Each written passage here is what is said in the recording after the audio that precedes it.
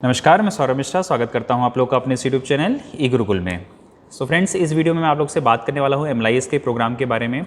आप लोग को पता होगा, अगर आपने मेरी कुछ पुरानी वीडियोस देखी होंगी तो मैंने लाइब्रेरी साइंस में जितने भी कैरियर ऑप्शंस हैं, जितने भी कोर्सेज़ हैं, उनके बारे में मैंने कुछ सीरीज़ बनाई है। ये उसी का एक पार्ट है। जो स्टूडेंट्स अपने आप को एज ए लाइब्रेरियन फ्यूचर में देखना चाहते हैं या सोचते हैं कि एक लाइब्रेरी में भी कैरियर ऑप्शंस वो तलाश रहे हैं, उनके लिए ये सीरीज़ बहुत इंपॉर्टेंट है। बहुत डिटेल्ड इन्फॉर्मेशन मैंने आप लोग से साथ शेयर की है इन वीडियोज़ में। पिछले 4-5 वीडियोज़ में अगर आप देखेंगे तो मैंने सारी इन्फॉर्मेशन आपको दी है। उसी सीरीज़ के पार्ट में मैं आज इस वीडियो में आप लोग से बात कर रहा हूँ MLIS के कोर्स के बारे में। MLIS का कोर्स बहुत सारी यूनिवर्सिटीज़ ऑफ़र करती हैं, बहुत सारे जगहों पे ये कोर्स अवेलेबल है, क्योंकि इग्नू एक बेंचमार्क डिसाइड करता है कि क्या बनना चाहिए, किस तरह से कोर्स डिज़ाइन होना चाहिए। मैं उसी को ध्यान में रखकर आपसे ये चीज़ें डिस्कस कर रहा हूँ। तो मैंने इग्नू को बेस बनाया है कि क्या क्या आपको कोर्सेज़ पढ़ने पड़ते हैं, क्या क्या जॉब ऑप्शंस आपको इसके बाद मिल सकते हैं, किन स्टूडेंट्स को कैसे कोर्सेज़ करने चाहिए, जो लाइब्रेरियन में काम करना चाहते हैं स्कूल लाइब्रेरी में उनके लिए क्या ऑप्शंस हैं, जो यूनिवर्सिटी लेवल पे काम करना चाहते हैं एज ए लाइब्रेरियन उनके लिए क्या क्या ऑप्शंस हैं, वो किस तरह से वहाँ तक पहुँच सकते हैं, उसके बारे में आपको ये इन्फॉर्मेशन दे रहा हूँ। मैं as a present time working में हूँ लाइब्रेरी साइंस में। पिछले 6-7 साल का कैरियर मेरे पास है, ऑप्शन है, कैरियर का मेरे पास एक्सपीरियंस है। तो मैं आपको गाइड कर सकता हूँ, आपको इन्फॉर्मेशन दे सकता हूँ, क्योंकि बहुत कम नॉलेज, बहुत कम इन्फॉर्मेशन ऐसे फील्ड्स के बारे में आप लोग को मिलती है। तो जो भी चीज़ें हैं, जो भी इन्फॉर्मेशन है, मैं आपको ऑथेंटिक इन्फॉर्मेशन दे रहा हूँ। बहुत सारी चीज़ें, क्या क्या ऑप्शंस में अच्छा हो सकता है, क्या नहीं हो सकता है, क्या बेनिफिट्स मिलेंगे, क्या प्रोज हैं, क्या कौन से, उनके बारे में मैं आपको इन सीरीज़ में इन्फॉर्मेशन दे रहा हूँ। तो स्टूडेंट, चलिए स्टार्ट करते हैं। इस वीडियो में मैं आप लोग से बात करने वाला हूँ MLIS कोर्स के बारे में। क्या क्या पढ़ना पड़ता है, कैसे पढ़ना पड़ता है, क्यों आप ये MLIS कोर्स करें। बहुत सारे स्टूडेंट्स होते हैं कि वो BLIS कोर्स करने के बाद सोचते हैं सर अब बस हो गया, लाइब्रेरी साइंस में एक बैचलर डिग्री मैंने ले ली है, ये मेरे लिए बहुत था। बट स्टूडेंट्स, मैं आपको बताना चाहूँगा, अगर आप इस कैरियर ऑप्शंस को सीरियसली लेना चाहते हैं, एज ए लाइब्रेरियन अपने आप को एक सीरियसली कैरियर आप देख रहे हैं, अपना एक फ़र्स्ट ऑप्शन मानते हैं, तो आप ज़रूर MLIS कोर्स को परस्यू करिए। क्योंकि MLIS कोर्स करने के बाद आपके पास बहुत सारे ऑप्शंस ऐसे मिल जाते हैं जो BLIS से नहीं मिल पाते हैं। क्योंकि जो BLIS के स्टूडेंट्स होते हैं वो सिर्फ स्कूल लाइब्रेरी तक ही अपने आप को एस्टेब्लिश कर पाते हैं, या उनके पास वही ऑप्शन होता है कि स्कूल लाइब्रेरीज़ में हो, चाहे आप गवर्नमेंट में हो चाहे प्राइवेट में। लेकिन जब आप MLIS करते हैं और आपका नेट या JRF क्लियर हो जाता है, तो आपके पास बहुत सारे ऑप्शंस आपको मिल जाते हैं। यूनिवर्सिटी लेवल बहुत अच्छे अच्छे ऑर्गेनाइजेशन में, इंस्टीट्यूशंस में आपको जॉब ऑफ़र हो सकती है। तो आइए चलिए देखते हैं। मैं पहले प्रोस्पेक्टस में बात करूंगा, फिर उसके बाद हम लोग डिटेल जो स्टडी है वो प्रोग्राम गाइड से करेंगे। इग्नू का ही स्टडी मटेरियल मैं यूज़ करूंगा। इग्नू के ही जो प्रोग्राम गाइड है वहाँ से मैं आपको ये चीज़ें इन्फॉर्मेशन दूंगा। मतलब जो मैं इन्फॉर्मेशन दे रहा हूँ वो ऑथेंटिक है, ठीक है। उसमें मैंने अपनी तरफ से कोई भी एडिशन सब्सट्रैक्शन नहीं किया है। तो आप रिलाई कर सकते हैं कि जो भी चीज़ें मैंने आपको बताई हैं वो सही है। आइए चलिए देखते हैं। तो स्टूडेंट्स, ये देखिए, हम लोग इग्नू के प्रोस्पेक्टस को स्टार्ट कर रहे हैं। ये मैं जो प्रोस्पेक्टस है वो मेरे पास जुलाई 2021 सेशन का है, ठीक है। और जैसा कि मैंने हमेशा बताता हूँ कि जब भी आप किसी भी कोर्स में एडमिशन ले रहे हो इग्नू के, तो आप करंट प्रोस्पेक्टस देखें। उस समय के प्रोस्पेक्टस पे जाकर आप चीज़ें देखें कि क्या क्या डिटेल्स, क्या क्या इन्फॉर्मेशंस आप लोग को मिल रही हैं। इसमें masters course, bachelor course, diploma course और सर्टिफिकेट कोर्सेज के बारे में आपको इन्फॉर्मेशन मिलेगी। हम लोग को जो कोर्सेज के बारे में पता करना है, मतलब हमें जो masters of library information science, ये रहा masters of library information science MLIS, page number 99 में ये हमें इसकी इन्फॉर्मेशन मिलेगी। वहाँ से हम लोग देखते हैं। चलिए, ये रहा master of library information science, school of social science के थ्रू हम लोग को ये कोर्सेज पढ़ने को मिलते हैं।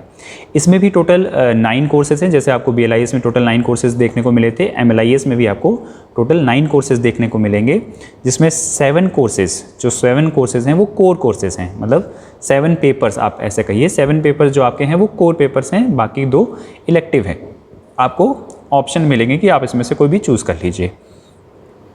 इसकी जो मिनिमम क्वालिफिकेशन है, मतलब मिनिमम एलिजिबिलिटी है, आप अगर आप इस कोर्स को करना चाहते हैं तो आपको क्या मिनिमम क्वालिफिकेशन देखनी होगी। उसके लिए आपके पास है bachelor degree in library information science, ठीक है। आपके पास बैचलर डिग्री होनी चाहिए, या फिर अगर आपने कोई निस्केयर और DRTC से कोई भी काम किया हुआ, उसके साथ आप एसोसिएटेड हो, मतलब वहाँ पे वर्किंग हो, तो आप ये MLIS कोर्स कर सकते हैं डायरेक्ट।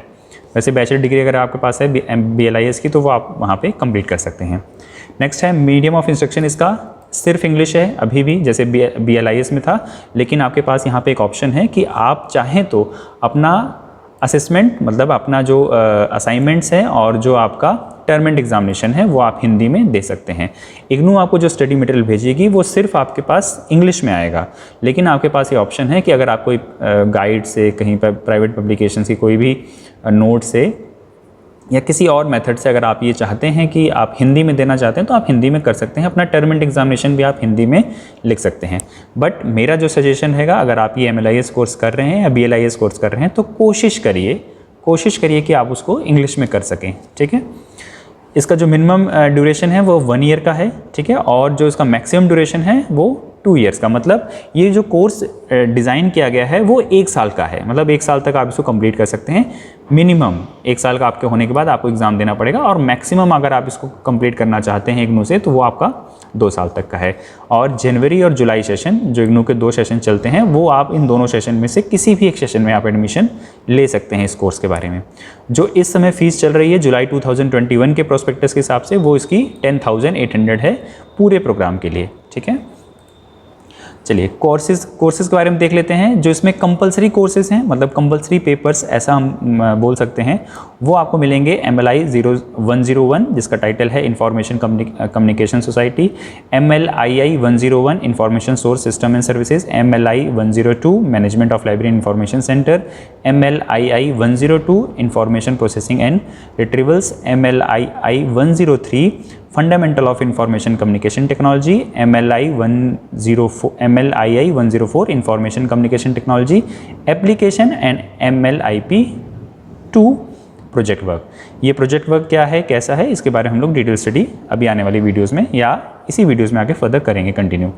जो इलेक्टिव कोर्सेज हैं, मतलब आपके पास ऑप्शंस हैं, आप इन 2 कोर्सेज, आप यहाँ पे जितने भी आपके पास 6 कोर्सेज हैं, ठीक है, इन 6 कोर्सेज में एनी 2 कोई भी कॉम्बिनेशन ले सकते हैं, एनी 2, जिसमें आपको ऑप्शन मिलेगा preservation and conservation of library material, research methodology, academic library system, technical writing, informetrics and scientometrics, public library system and services. आप ये जो 6 इलेक्टिव कोर्सेज हैं, इन 6 के 6 इलेक्टिव कोर्सेज में कोई भी इलेक्टिव कोर्स आप इसमें से चूज़ कर सकते हैं, ठीक है। मेरा जो सजेशन है इसको करने के लिए, अगर आप इग्नू से कर रहे हैं, किसी भी यूनिवर्सिटी से कर रहे हैं, तो आप रिसर्च मैथोलॉजी ज़रूर पढ़िए, ठीक है, क्योंकि जब आप नेट JRF का एग्ज़ाम देते हैं या आप इसी फील्ड में आगे कैरियर अपना परस्यू करते हैं, नेट में, JRF में, PhD में, तो आपको रिसर्च मैथोलॉजी बहुत इंपॉर्टेंट पड़ेगा, मतलब बहुत अच्छा लगेगा पढ़ने के बाद, और ये बहुत जगहों पे अच्छी नॉलेज प्रोवाइड कराता है। तो रिसर्च मैथोलॉजी ज़रूर रखिए, मेरा सजेशन है। और फिर उसके बाद आप कोई भी एक, चाहे तो आप रिजर्वेशन कंजर्वेशन रख लीजिए, चाहे एकेडमिक लाइब्रेरी रख लीजिए, पब्लिक लाइब्रेरी रख लीजिए। अगर आप इस तरह सोचना चाहते हैं सर सबसे सिंपल्स कौन है, तो सो दैट कि हमारा जो पेपर है वो क्लियर हो जाए, तो मेरा सजेशन है फिर आप एकेडमिक लाइब्रेरी और पब्लिक लाइब्रेरी सिस्टम, ये 2 पेपर रख लीजिए, MLIE 103 और MLIE 106, ठीक है। आप इस 2 पेपर के साथ जाकर आराम से अपना ये कोर्स कंप्लीट कर सकते हैं, आपको MLIS की डिग्री मिल जाएगी। सो फ्रेंड्स, ये देखिए यहाँ पे बहुत छोटी सी एक बेसिक डिटेल्स दी गई थी। इसका जो हम लोग देखेंगे प्रोग्राम गाइड, ठीक है, ये प्रोग्राम गाइड आप देख रहे हैं। इस प्रोग्राम गाइड में हम लोग डिटेल स्टडी करते हैं, ठीक है, कि क्या क्या हमें फर्दर बेसिक जाके इसको पढ़ना है। चलिए हम लोग यहाँ पे देखते हैं, ये masters degree programme in library information science. इससे पहले जो भी कंटेंट था आप लोग के पास PDF ईजिली अवेलेबल हो जाएगी। Programme guide MLIS IGNOU search करेंगे आप गूगल पे तो वहाँ से आपको मिल जाएगी। ये पूरा PDF 63 पेजेस का आप देख रहे हैं। 63 पेजेस तो आपको यहाँ पे डिफाइन करना मुश्किल है, थोड़ा टाइम टेकिंग हो जाएगा, बट आप इसको डाउनलोड करके वहाँ से पढ़ सकते हैं। मैं जो बेसिक इन्फॉर्मेशन है जो आपको ज़रूरी है इस कोर्स को कंप्लीट करते समय या इस कोर्स को कंडक्ट करते समय, इस कोर्स का चुनाव करते समय, मैं उसके लिए बारे में आपको इन्फॉर्मेशन दे रहा हूँ। चलिए, मास्टर डिग्री है MLIS का क्या है, university grant commission grant UGC also prescribe master degree for minimum qualification requirement for position of professional assistant and higher grade. देखिए, अगर आप MLIS यानी कैरियर देख रहे हैं अपना लाइब्रेरी साइंस में, तो प्लीज़ मैंने जैसे पहले बताया आप MLIS कोर्स करिए, ज़रूर करिए, क्योंकि जब आप MLIS कोर्स कंप्लीट कर लेंगे आपके पास n नंबर ऑफ ऑप्शंस मिल जाते हैं कैरियर देखने में। वैसे ही थोड़ी सी कम वैकेंसीज़ मिलती हैं बैचलर डिग्री के होल्डर्स के पास। जब आप MLIS कंप्लीट कर लेते हैं तो आपके पास वैकेंसीज़ के ऑप्शंस ज़्यादा मिलते हैं। और यूनिवर्सिटी ग्रांट कमीशन ने ये बता भी रखा है, अगर आप हायर लेवल पे, यूनिवर्सिटीज़ लेवल पे, कॉलेज लेवल्स पे आप चाहते हैं आप एज अ लाइब्रेरियन अपॉइंट होना, तो आपके पास मास्टर्स डिग्री और प्लस नेट JRF या PhD होना ज़रूरी है, ठीक है। और भी जो अदर इंस्टीट्यूट्स होते हैं, जो गवर्नमेंट के इंस्टीट्यूट्स होते हैं, प्राइवेट इंस्टीट्यूट्स होते हैं, उनके लिए भी अगर कहीं आप एलिजिबल रखते हैं या वहाँ पे कोई वैकेंसी आती है, तो भी आप मास्टर्स डिग्री के लिए अच्छा, मतलब आपके लिए मास्टर्स डिग्री अच्छी रहेगी, ठीक है। ऑब्जेक्टिव क्या है इस कोर्स का, यहाँ पे देखते हैं। The revise programme combines 9 courses out of which 7 are core courses. मैंने आपको इसके बारे में बताया। एक प्रोजेक्ट वर्क भी है, ठीक है, प्रोजेक्ट वर्क भी आपको करना है, मैंने जिससे इन्फॉर्मेशन दी। और 2 इलेक्टिव कोर्सेज हैं जिनमें से आप कोई 2 ऑप्शन अपना ले सकते हैं। इन्हीं कोर्सेज में से कुछ प्रैक्टिकल चीज़ें भी करनी होंगी आपको। जो कोर्सेज दिए गए हैं उसमें से कुछ प्रैक्टिकल भी करना होगा आपको। वो कोर्सेज के नाम हैं MLII 101, MLII 102, MLII 103 and MLII 104। ये प्रैक्टिकल कोर्सेज हैं, मतलब इसमें आपको थ्योरी प्लस प्रैक्टिकल ये दोनों चीज़ें देनी होंगी, ठीक है। सेमिनार का भी कंपोनेंट होता है, वो मैं आगे अभी इसी वीडियो में आपको क्लियर करूँगा। For those courses which are no practical component, students are to participate in seminars in the respective areas. The objective for organizing seminar is to provide students some communication skills and also opportunities for interacting group discussion. देखिए, मैंने आपको अभी जैसे बताया कि कुछ courses हैं जिनमें आपका प्रैक्टिकल कंपोनेंट है, मतलब वो इंफॉर्मेशन कम्युनिकेशन टेक्नोलॉजी से रिलेटेड पेपर्स होंगे। उसमें आपको कंप्यूटर पे, ठीक है, कुछ काम करना होगा, कुछ बना के दिखाना होगा।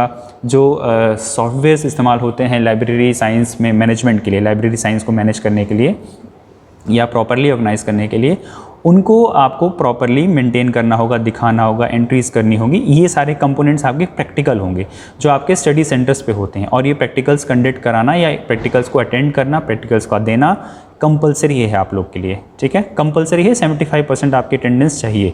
अगर ये चीज़ें फुलफ़िल नहीं होती हैं तो आपके ये कोर्सेज़ कंप्लीट नहीं कर पाएंगे। तो MLIS में जो प्रैक्टिकल है वो आपके लिए कंपलसरी है, देना पड़ेगा। कंप्यूटर्स पे बैठ के आपको चीज़ें बतानी पड़ेंगी, जो भी आपके काउंसलर्स गाइड्स होते हैं वहाँ पे वो चीज़ें आपको गाइड करेंगे और उस हिसाब से आपको चीज़ें प्रैक्टिकल्स कंडक्ट करने होंगे, जो कंपलसरी है। ये आपके लिए ऑप्शनल नहीं है। और ये ध्यान रखिएगा, जब आप इस कोर्स को करने जा रहे हैं तो इस समय आपको आपके स्टडी सेंटर जाना आपको ज़रूरी है, इम्पॉर्टेंट है, ठीक है। सेमिनार्स होंगे, सेमिनार्स जो जिन पेपर्स में प्रैक्टिकल्स नहीं है। कौन कौन से पेपर में प्रैक्टिकल नहीं है? MLI 10 इसमें हैं, ठीक है। ये MLI 101, 102, 103, 104 इसमें तो प्रैक्टिकल्स हैं। बाकी जो कोर्सेज बचे उसमें प्रैक्टिकल्स नहीं हैं। तो जिसमें प्रैक्टिकल्स नहीं है वहाँ पे सेमिनार करना पड़ेगा। और सेमिनार में क्या होता है, आप लोग के पास कुछ टॉपिक्स होंगे, ठीक है। सजेशंस आपको इसी प्रोग्राम गाइड बुक में दिए हुए हैं। आप उनमें से या किसी और टॉपिक में अपने गाइड से बात करके एक रिपोर्ट बनाइए 1500 वर्ड्स की, लिखिए, उस पर डिस्कस करिए क्या प्रोज हैं, क्या कॉन्स हैं, क्या ऑब्जेक्टिव्स हैं। ये सारी चीज़ें आपको सेमिनार में करनी पड़ेंगी, ठीक। ओके, जो कंपलसरी पेपर्स हैं उसमें आपको मिनिमम 40% मार्क्स आपका आना चाहिए आपके असाइनमेंट्स में, ठीक है। जो आप असाइनमेंट्स लिखते हैं MLIS में, इग्नू में, उसमें आपका 40% मार्क्स आना चाहिए। अगर आपके असाइनमेंट में किसी भी असाइनमेंट में 40% मार्क्स से कम है, मतलब 100 मार्क्स का असाइनमेंट, उसमें से अगर आपके 40 मार्क्स से कम आते हैं तो आपको फिर से असाइनमेंट लिखना पड़ेगा, वो आपका क्लियर नहीं होगा। और जैसा कि मैंने पहले बताया, सिर्फ इंग्लिश मीडियम में ये अवेलेबल है। आप अपना असाइनमेंट हिंदी में दे सकते हैं, बट जो कोर्स ऑफ कंटेंट आपको जो स्टडी मटेरियल मिलेगा वो आपका सिर्फ इंग्लिश में होगा, ठीक है। कौन कौन कर सकता है उसके बारे में यहाँ पे आपको मिनिमम एलिजिबिलिटी दी है, जो मैंने पहले भी डिस्कस कर ली, इसलिए मैं यहाँ पे डिस्कस नहीं कर रहा हूँ। यहाँ पे देखिए आपके जो कोर्सेज़ हैं, जो कोर कोर्सेज़ हैं, ये आपके कोर कोर्सेज़ की लिस्ट है, ठीक है। ये आपको यहाँ पे 1, 2, 3, 4, 5, 6 और एक ये 7, ये 7 कोर्सेज़ जिसमें आपका प्रोजेक्ट वर्क भी इंक्लूडेड है, ये आपका कंपलसरी है, ठीक। बाकी आपके इलेक्टिव है, इलेक्टिव में से आप कोई 2 ले सकते हैं, जैसा मैंने आपको पहले डिफ़ाइन कर दिया है। जो भी आपके पास स्टडी मटेरियल आएगी वो प्रोग्राम्स, मतलब आपका जो MLIS का प्रोग्राम है वो कोर्सेज़ में डिवाइडेड है, 9 कोर्सेज़।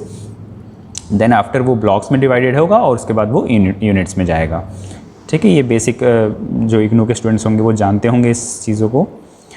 नेक्स्ट जो हमारा इम्पॉर्टेंट पॉइंट है वो आता है यहाँ पे, काउंसलिंग सेशंस। आपके जो स्टडी सेंटर्स पे आपकी काउंसलिंग होगी। काउंसलिंग इन द सेशन में आपको जो ये प्रोग्राम है उसके बारे में, प्रैक्टिकल्स कैसे होते हैं, असाइनमेंट्स कैसे होते हैं, क्या करना होता है प्रैक्टिकल्स में, आपको क्या क्या करना पड़ेगा, उसके बारे में आपको यहाँ पे गाइड दिया जाएगा, गाइडेंस मिलेगा, ठीक है। There will be a compulsory computer practical in 4 courses beside counselling sessions. तो जिसमें प्रैक्टिकल्स हैं वो मैंने आपको यहाँ पे बताया था, वो देखिए लिस्ट आपको यहाँ पे मिल गई होगी, MLI I 101, 102, 103, 104। तो ये आपके प्रैक्टिकल्स हैं, इनमें आपको प्रैक्टिकल्स देने होंगे। बाकी इसमें भी आपको मिनिमम 40% मार्क्स सिक्योर करने होंगे, ठीक है, असाइनमेंट्स में, ठीक है। इन्हीं प्रैक्टिकल जिसमें जिस कोर्सेज में प्रैक्टिकल्स हैं उसका जो असाइनमेंट होगा वो 50 मार्क्स होगा, और 50 मार्क्स का असाइनमेंट जिसमें होगा उसमें आपको 40% मार्क्स लेने ही होंगे। इग्नू का एक सिंपल रूल बता देता हूँ, 40% आपको लाने ही हैं, असाइनमेंट्स में भी लाइए, 40% टर्म एंड एग्जामिनेशन में भी लाइए, और जब टर्म एंड एग्जामिनेशन असाइनमेंट्स को कंबाइन करके आपके मार्क्स बनते हैं तो उसमें भी 40% होने चाहिए, ठीक है। तो पासिंग क्राइटेरिया आपका हमेशा 40% है इग्नू में, ये ध्यान रख लीजिए। ओके, नेक्स्ट है आपका मैंने बता दिया 70% 30% आपका जो असाइनमेंट्स प्रैक्टिकल्स ये सब सेमिनार का होगा, और 70% आपका टर्म एंड एग्जामिनेशंस का होगा। ये बात आपको इस कोर्स के लिए ध्यान रखनी होगी। डिवीज़न डिक्लेयर होगा 60% से, अगर अबव मार्क्स आते हैं तो आपका फर्स्ट डिवीज़न डिक्लेयर होगा, 50 to 60% के बीच में रहते हैं तो सेकेंड डिवीज़न, और 40% से अबव रहते हैं तो थर्ड डिवीज़न। बट अगर 40% से नीचे हैं तो आपको वो पेपर क्लियर नहीं हो पाएगा, ठीक।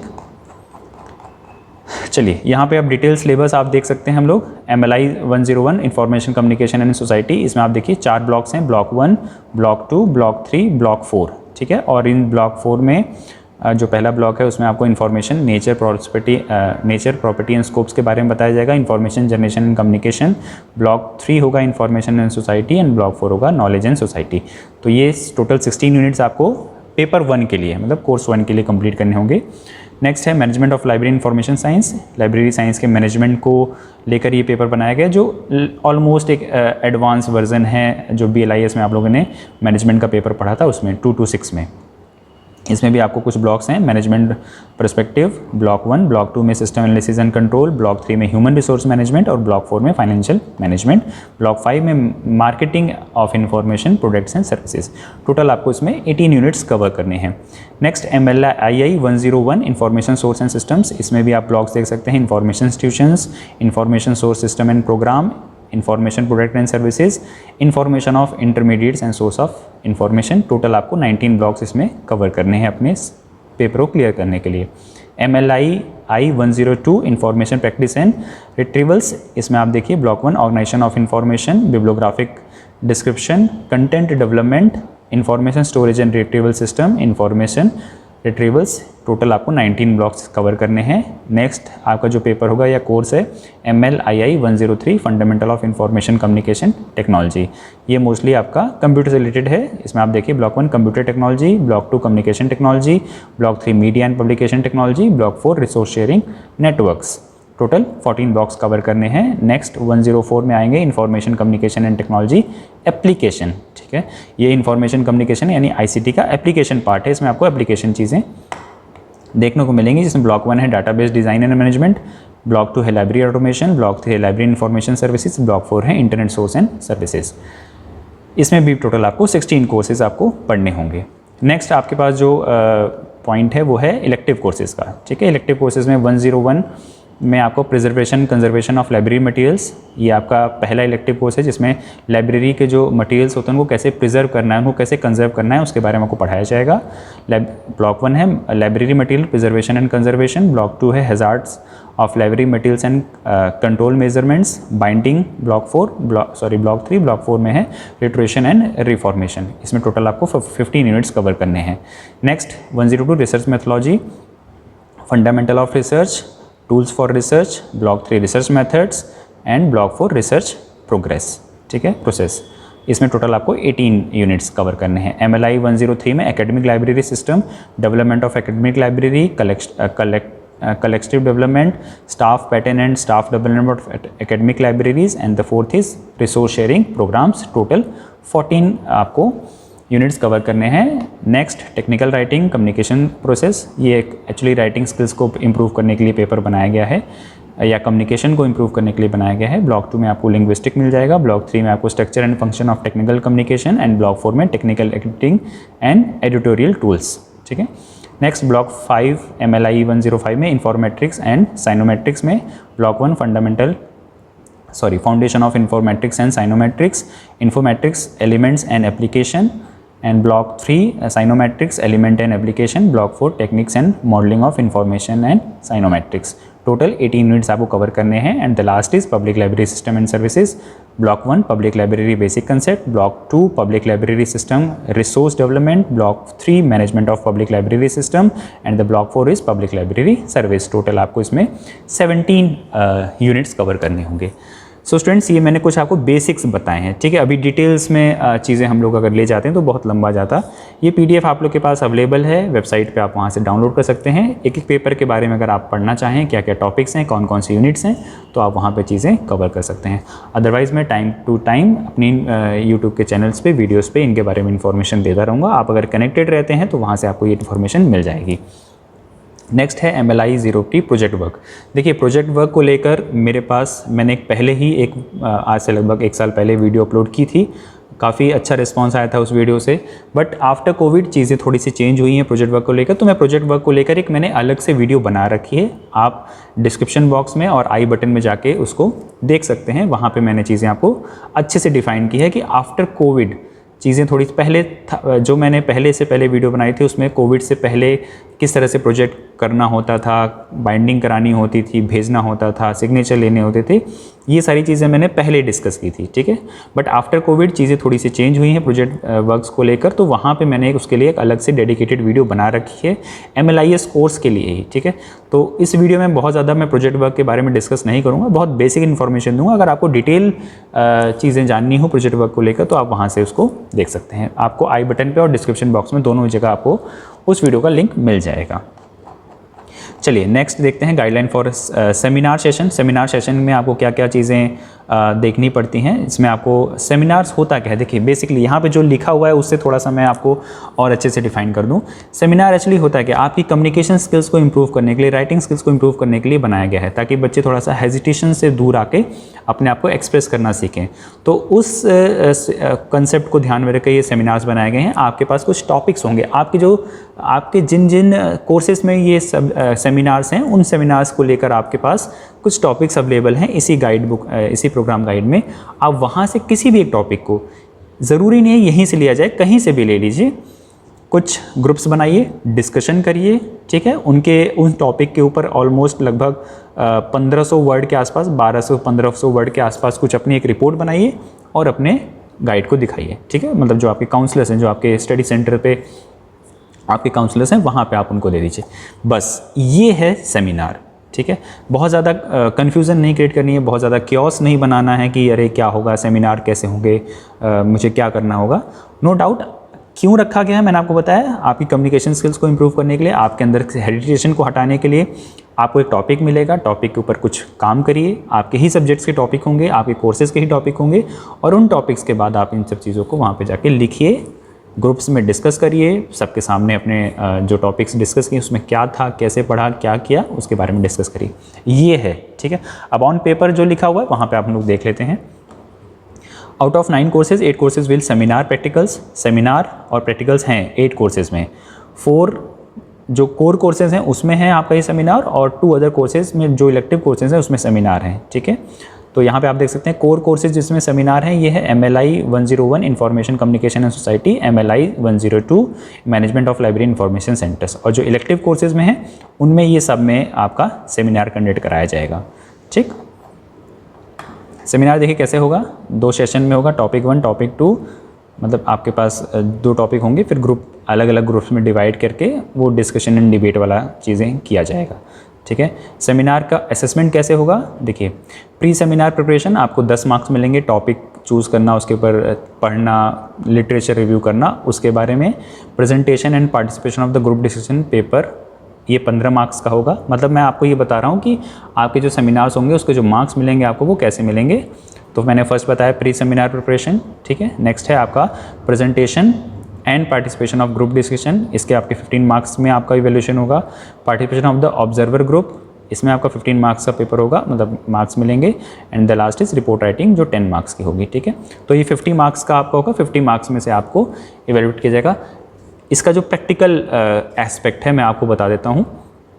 आपके जो गाइड होंगे, जो काउंसलर होंगे, वो आपके ऑलमोस्ट 50 मार्क्स है तो 35, 40, 45 तक दे देते हैं, ठीक है। लेकिन वो डिपेंड करता है कि आप अच्छे से पार्टिसिपेट करिए। आप थोड़ा सा एक्टिवली अगर आप इन सेमिनार ग्रुप्स में काम करते हैं, एक्टिवली पार्टिसिपेट करते हैं, अच्छे से कम्युनिकेट करते हैं अपने टॉपिक्स को, तो आपको नो डाउट आपको 40, 45, 42 आराम से मिलेंगे, ठीक है।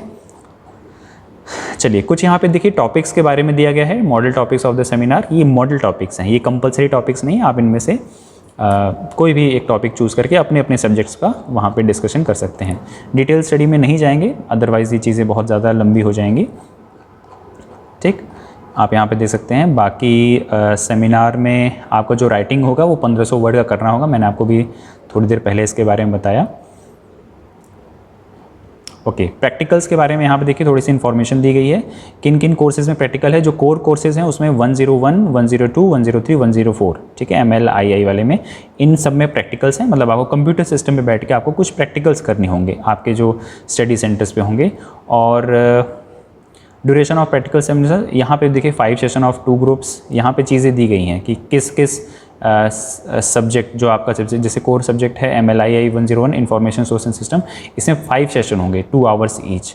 इसमें 10 सेशंस हैं, इसमें 15 सेशन हैं, इसमें 20 सेशंस हैं। ये सारे आपको प्रैक्टिकल्स अटेंड करना ज़रूरी है। इन प्रैक्टिकल्स में आपके 70% मार्क्स, 75% अटेंडेंस कंपलसरी होगी, ठीक है। इस बात का ध्यान रखिएगा, ज़रूरी है यहाँ पे जाना।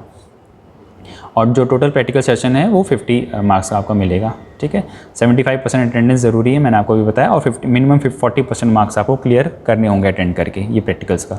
40% का रूल आप हमेशा हर जगह किसी भी इग्नू के पेपर में आप लगा सकते हैं, ठीक है। यहाँ पे देखिए कुछ आपको गाइडलाइंस दी गई है प्रोजेक्ट वर्क के बारे में। यहाँ पे मैं बहुत बेसिक इन्फॉर्मेशन दे रहा हूँ। डिटेल स्टडी आप अपने मेरी जो दूसरी वीडियो है आई बटन और नीचे डिस्क्रिप्शन बॉक्स में, वहाँ जाके आप प्रोजेक्ट वर्क के बारे में डिटेल स्टडी वहाँ से आप कर सकते हैं। 50% मार्क्स आपको प्रोजेक्ट वर्क में चाहिए ही चाहिए, ठीक है। यहाँ पर थोड़ा सा ये जो गोल्डन रूल है 40% वाला वो ब्रेक हो जाता है। यहाँ पर आ जाता है 50% का रूल।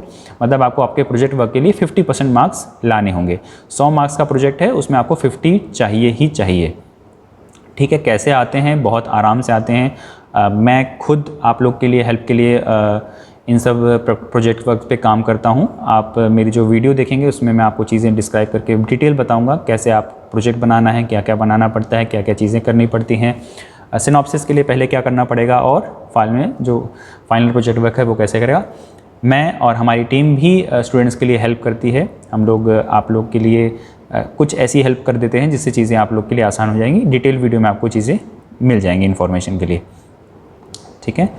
चलिए, तो ये सब चीज़ें थी प्रोजेक्ट वर्क के बारे में। और प्रोजेक्ट वर्क कब सबमिट होता है? अगर देखिए आप अगर जुलाई सेशन के लिए ले रहे हैं तो आपका 30 नवंबर तक आपको देना होगा सिनॉप्सिस, ठीक है। और अगर आप जनवरी सेशन में लेते हैं तो आपको 31 मई तक आपको अपना सिनॉप्सिस देना होगा। फाइनल प्रोजेक्ट वर्क आपको देना होगा 30 अप्रैल तक, जून सेशन टर्मिनेट एग्जामिनेशन से पहले। और अगर आप एडमिशन लेते हैं दिसंबर सेशन के लिए तो आप मतलब आप एग्ज़ाम दे रहे हैं अगर दिसंबर में, तो आपको 1 अक्टूबर से पहले आपको ये अपना प्रोजेक्ट वर्क देना होता है, ठीक है। तो ये कुछ बेसिक डिटेल्स आपको मैंने MLIS प्रोजेक्ट वर्क के बारे में दी हैं। मैंने पूरी कोशिश की पूरा कंप्लीट करने के लिए, पूरी इन्फॉर्मेशन आपको देने के लिए, और मैंने ऐसा किया भी होगा आई गेस। बट हो सकता है कुछ ऐसे पॉइंट्स आपके पास हों डाउट्स के जो अभी भी आपके क्लियर ना हुए। डिस्क्रिप्शन बॉक्स में आप उनको ज़रूर कमेंट बॉक्स में आप उनको ज़रूर लिखिए, मैं आपको ज़रूर उसके लिए हेल्प करूँगा। मैं वीकली जो लाइव सेशन लेता हूँ आप उसको अटेंड करिए, वहाँ पर आपको चीज़ें आपके डाउट्स, आपकी क्वेरीज़ क्लियर की जाएंगी, ठीक है। सो आई होप फ्रेंड्स आपको चीज़ें क्लियर होंगी। BLIS कोर्स, MLIS कोर्स और CLIS कोर्स के बारे में सारी वीडियोस, एक वीडियोस मैंने अपलोड की हैं। आप उन कोर्सेज़ के बारे में पढ़िए, जानिए। लाइब्रेरी साइंस में कैसे आप कोई अपना करियर ऑप्शंस बना सकता है। बैंक, SSC, रेलवे में इतनी ज़्यादा भीड़ है, इतना कंजेशन है, इतना क्राउड है कि आप वहाँ ज़्यादा मेहनत करके बहुत कम आउटपुट लेते हैं। बट ये फील्ड एक ऐसी है जो अभी सैचुरेशन लेवल पे नहीं पहुँची है। आप यहाँ पे अपने आप को अच्छे से एक्सप्लोर कर सकते हैं और यहाँ पे चीज़ें आपको कम इनपुट पे ज़्यादा आउटपुट मिलने की प्रोबेबिलिटी अभी भी बनी हुई हैं। So friends, thank you very much. Video ज़रूर पसंद आई होगी तो लाइक करिएगा, शेयर करिएगा अपने फ्रेंड लोगों के साथ। ऐसे लोग तक ये वीडियो पहुँचाइए जो इस तरह के करियर ऑप्शन को देखना चाहते हैं। मिलते हैं एक और नई वीडियो के साथ, तब तक के लिए नमस्कार, जय हिंद।